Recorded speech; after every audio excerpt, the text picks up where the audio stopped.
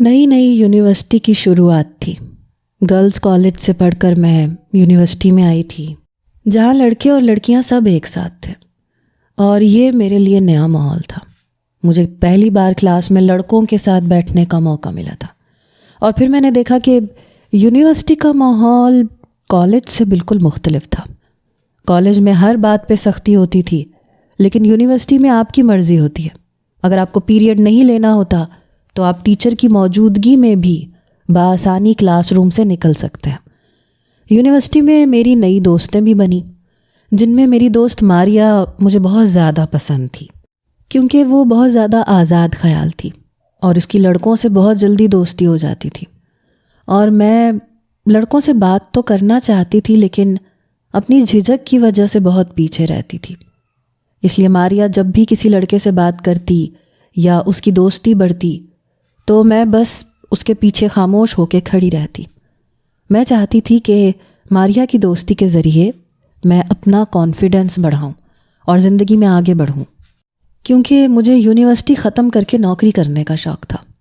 लेकिन मैं हमेशा से मर्दों के साथ बहुत जल्दी घुल मिल नहीं पाती थी।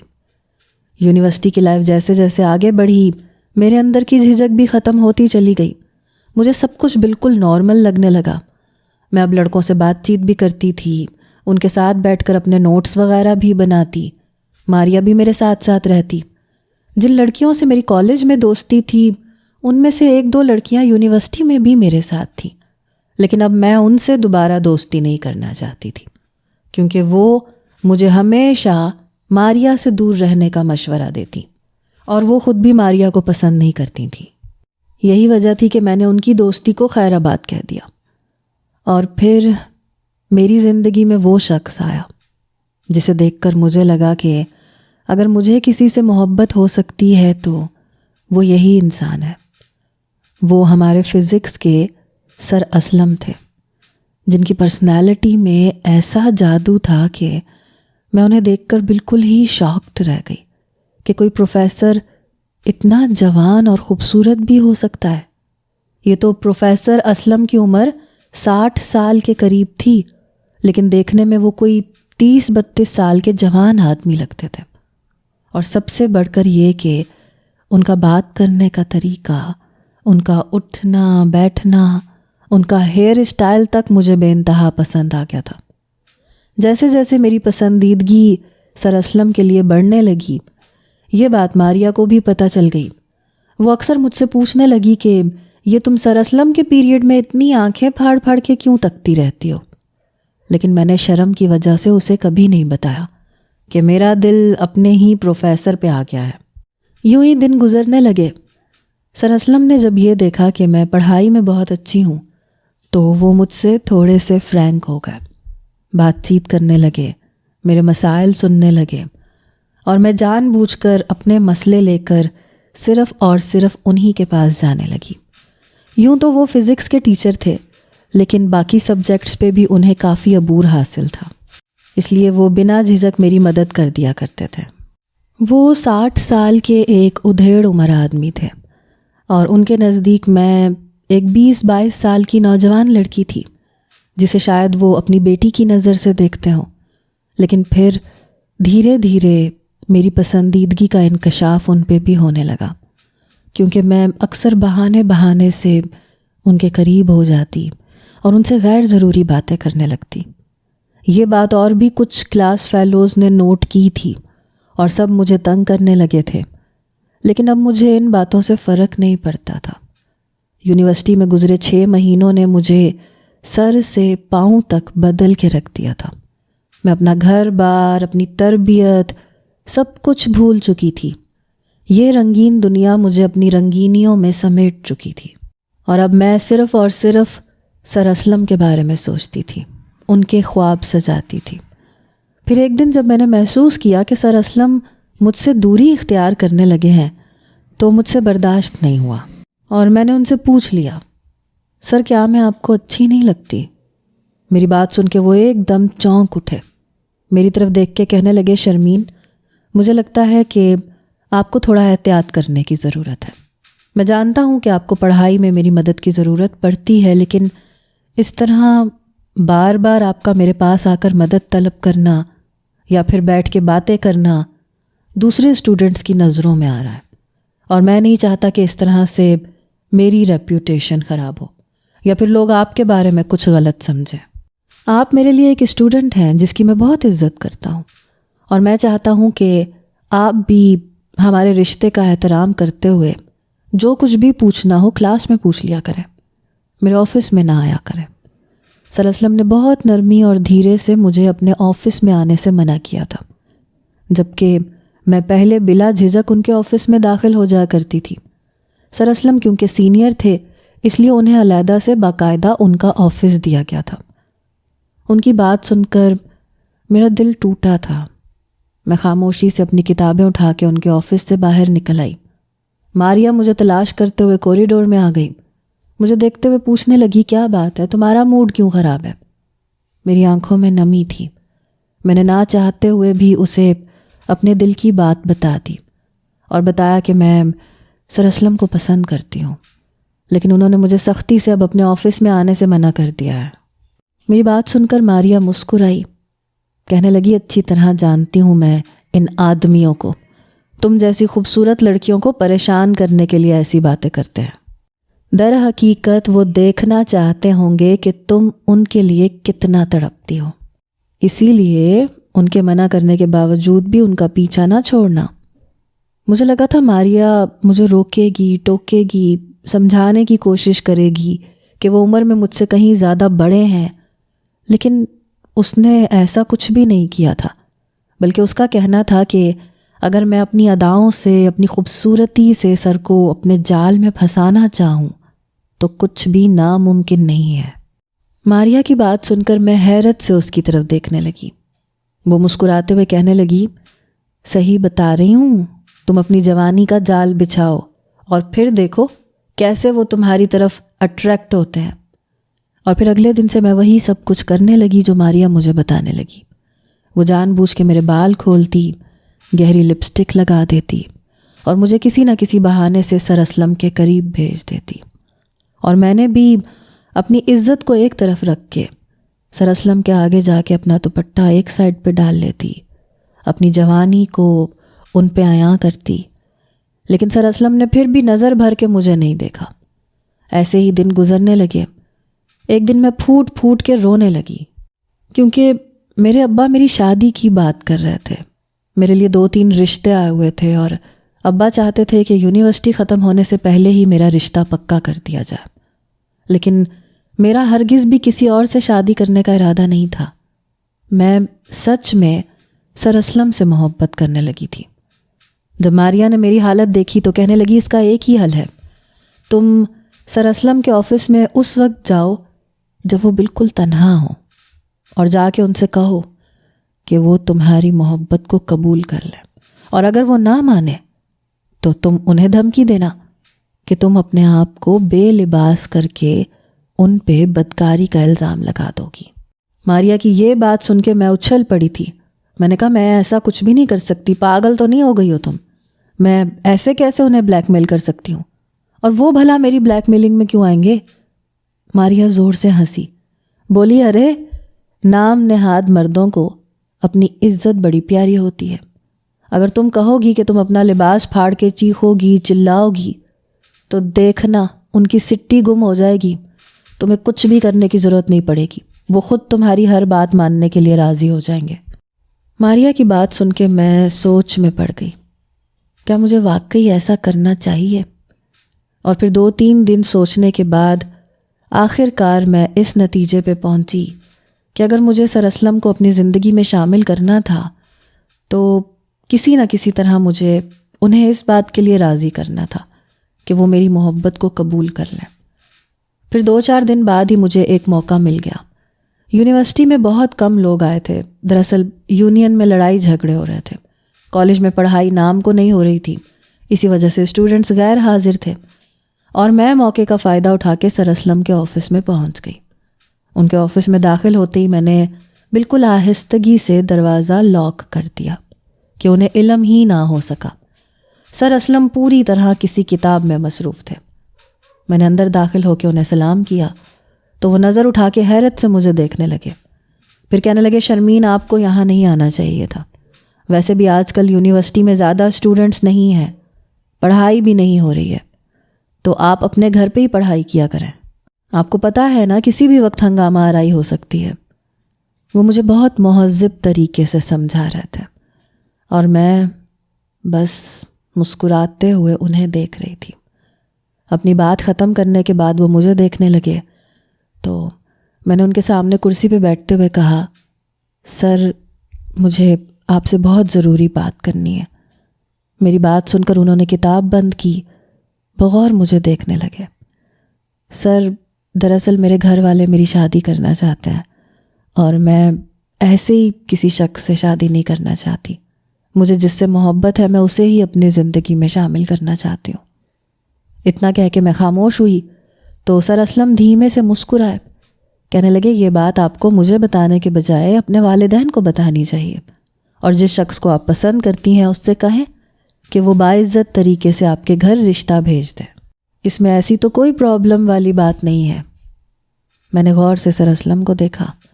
میں نے کہا جی اپنے گھر والوں سے تو میں بات کر لوں گی, لیکن پہلے میں آپ سے بات کرنے آئی ہوں.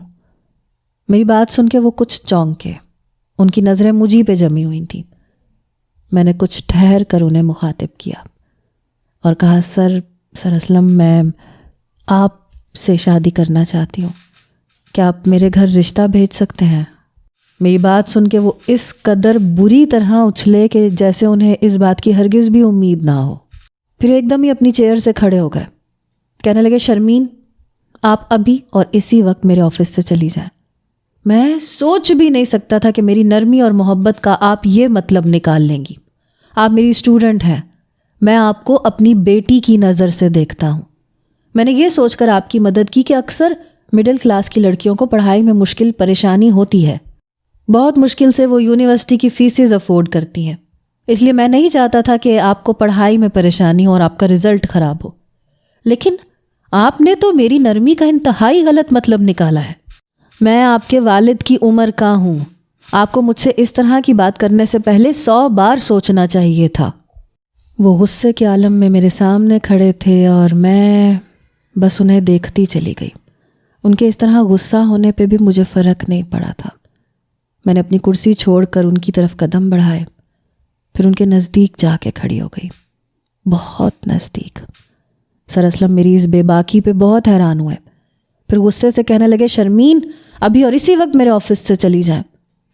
میں نے سر اسلم کے کندھے پہ ہاتھ رکھا. میں نے کہا سر محبت کرنا غلط تو نہیں ہے, اور مجھے اس بات سے کوئی فرق نہیں پڑتا کہ آپ کی عمر کیا ہے. میں تو بس آپ سے سچی محبت کرتی ہوں, آپ سے شادی کرنا چاہتی ہوں. جب سے آپ سے ملی ہوں میں دن رات صرف آپ کے بارے میں سوچتی ہوں.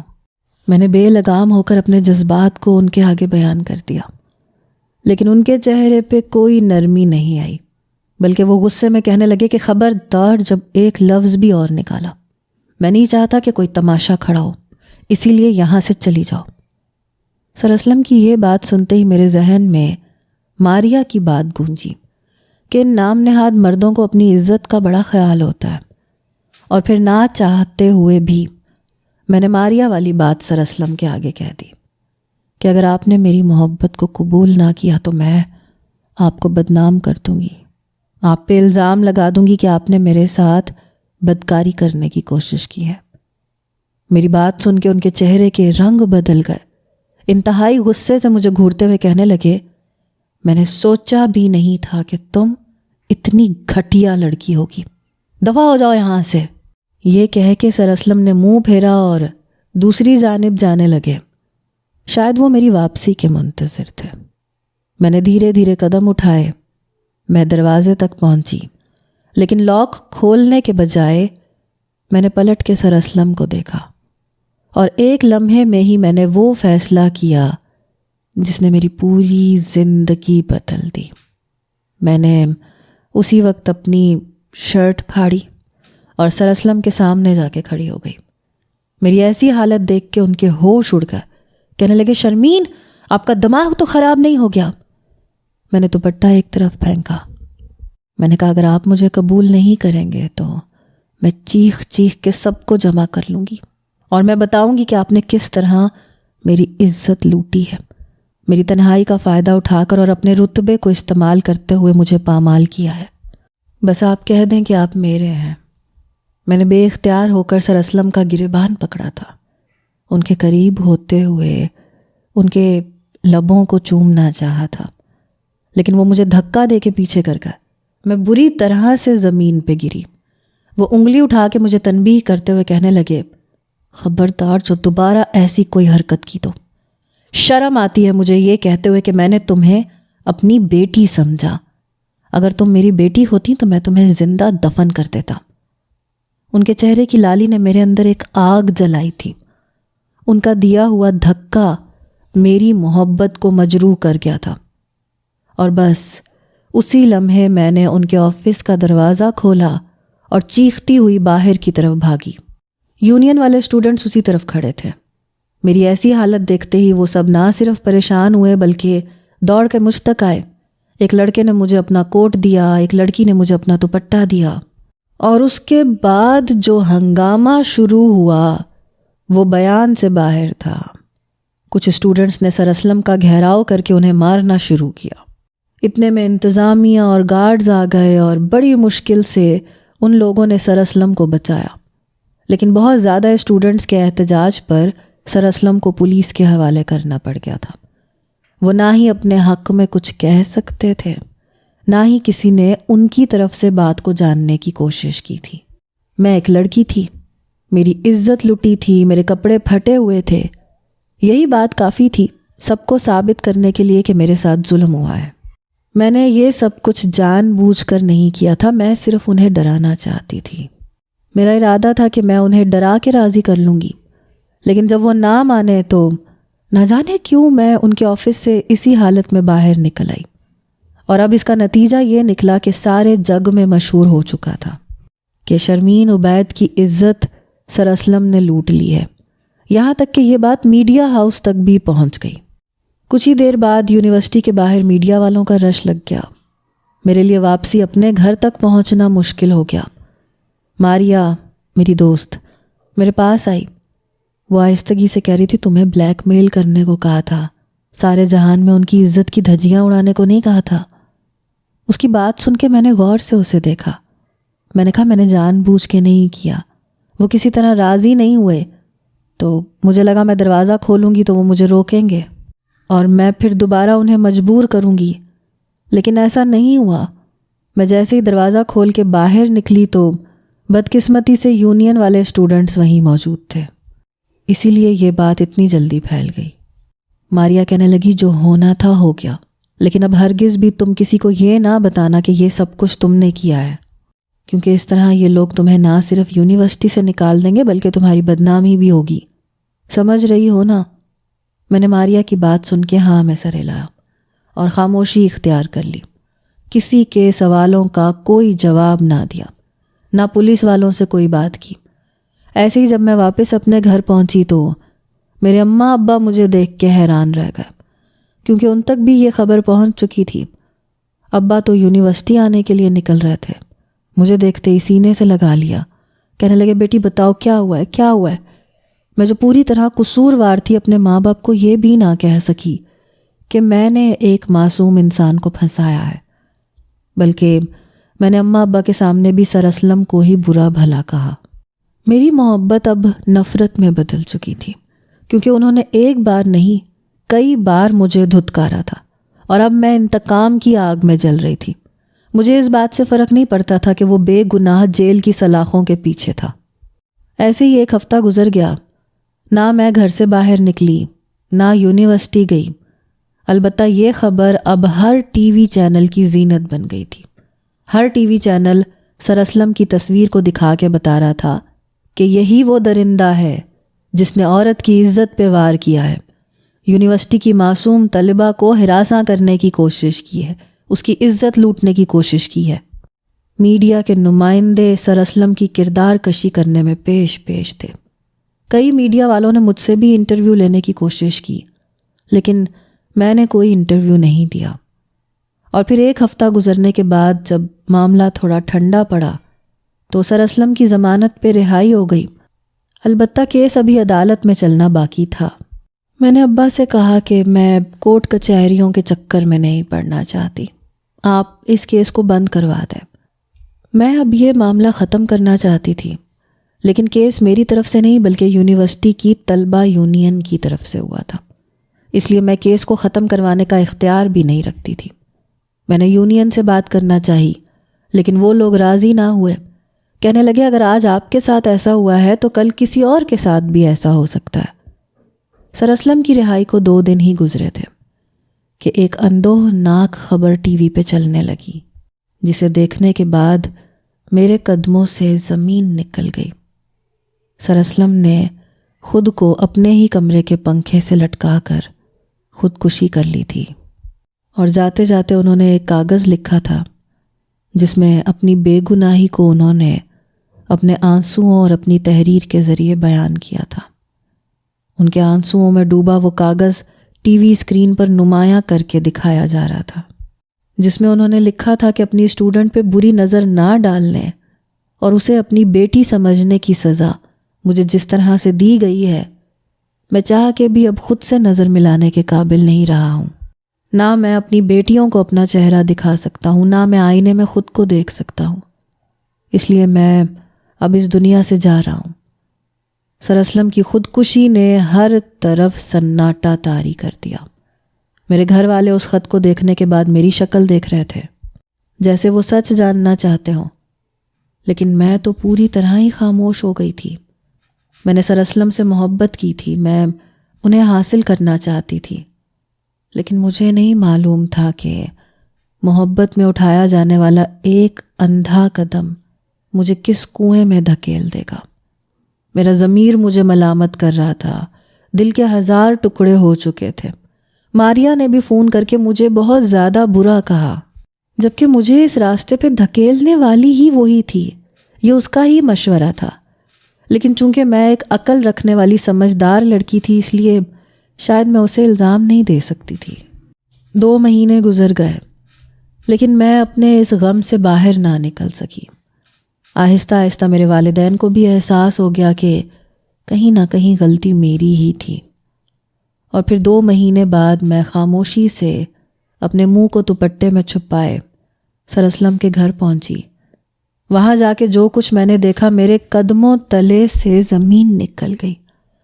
سر اسلم کی ایک بیٹی کو طلاق ہو چکی تھی، وہ بھی صرف اس لیے کیونکہ اس کے باپ کو میڈیا نے بد کردار کہہ کے سارے زمانے میں بدنام کیا تھا، اور اس کی سزا سر اسلم کی بڑی بیٹی کو ملی تھی۔ چھوٹی بیٹی کی منگنی ٹوٹ چکی تھی اور ان کی بیوی بری طرح سے بستر پہ پڑ گئی تھی۔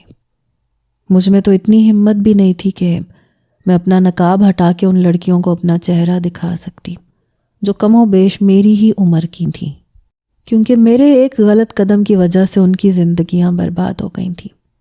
ایک کی شادی ٹوٹ گئی، ایک کی منگنی ختم ہو گئی، اور سب سے بڑھ کر یہ کہ انہوں نے اپنے محبت کرنے والے شفیق باپ کو کھو دیا۔ سر اسلم واقعی بہت زیادہ شفیق اور مہربان انسان تھے جو میری اندھی محبت کی بھینٹ چڑھ گئے۔ میں خاموشی سے واپس نکل آئی، نہ مجھ میں معافی مانگنے کا حوصلہ تھا، نہ ان کے غم کو دیکھنے کا۔ گھر آنے کے بعد میں ساری رات روتی رہی۔ اگلے دن مجھے شدید بخار تھا۔ میرے ماں باپ نے میری یہ حالت دیکھی تو پوچھنے لگے کہ کیا معاملہ ہے؟ جب سے سر اسلم نے خودکشی کی ہے تم پوری طرح سے بستر سے ہی لگ گئی ہو۔ پھر میں نے اپنی ماں کو سب کچھ بتا دیا، جسے سننے کے بعد میری ماں کو یقین ہی نہیں آ رہا تھا کہ میں یہ سب کچھ بھی کر سکتی ہوں۔ میری ماں نے مجھے ایک زوردار تماچا لگایا اور کتنی دیر روتی رہی کہ وہ میری اچھی تربیت نہ کر سکیں۔ میری وجہ سے ایک مظلوم آدمی مارا گیا، اور یہ بات شاید ساری زندگی ایک بوجھ کی طرح میرے دل پہ رہنے والی تھی۔ اماں نے مجھے دوبارہ یونیورسٹی جانے کی اجازت نہیں دی۔ میری تعلیم درمیان میں ادھوری رہ گئی۔ پھر ابا نے ایک ادھیڑ عمر آدمی سے میرا رشتہ پکا کر دیا، کیونکہ میری اتنی بدنامی ہو چکی تھی کہ اب میرے لیے مناسب رشتہ آنا بھی ممکن نہیں رہا تھا۔ اپنی ایک غلطی کی وجہ سے میں نے اپنے ہاتھوں سے اپنا سب کچھ ختم کر دیا۔ نہ میری پڑھائی مکمل ہوئی، نہ میری شادی میری مرضی سے ہوئی۔ آج میں ایک 40 سالہ آدمی کی بیوی ہوں جو صرف مجھ پہ شک کرتا ہے، بلکہ مجھے بار بار اس بات پہ ذلیل بھی کرتا ہے کہ میں نے اپنی عزت اور آبرو یونیورسٹی میں لٹوائی ہے، جبکہ ایسا کچھ بھی نہیں ہوا تھا۔ لیکن اب میں تو یہ بات کہنے کے قابل بھی نہیں ہوں۔ آج اس بات کو 4 سال ہو چکے ہیں۔ ماضی میں پلٹ کے جھانکتی ہوں تو میرا دل خون کے آنسو روتا ہے۔ میری وجہ سے ایک مہربان ہستی اس دنیا سے چلی گئی، اور روز محشر مجھے اس کا جواب دینا ہوگا، کیونکہ یہ خودکشی نہیں بلکہ یہ ایک مرڈر تھا جو میری وجہ سے ہوا تھا۔ اتنے سال گزرنے کے باوجود میں آج تک ایک رات سکون کی نیند نہیں سوئی۔ کبھی کبھی سوچتی ہوں کہ اس سب میں غلطی کس کی تھی، میری کہ میں نے ایک ٹیچر سے محبت کی، ماریا کی جس نے مجھے غلط راستہ دکھایا، یا پھر ہمارے نظام کی جہاں لڑکیاں اور لڑکوں کو اکٹھے پڑھنے کے لیے چھوڑ دیا جاتا ہے اور سختی کے نام پہ کچھ بھی نہیں ہوتا، جہاں وہ پڑھائی کے علاوہ باقی سب کچھ کرتے نظر آتے ہیں، جس کی وجہ سے بہت سی لڑکیوں کا ذہن خراب ہوتا ہے۔ آپ مجھے بتائیں، اصل وجہ کیا ہے؟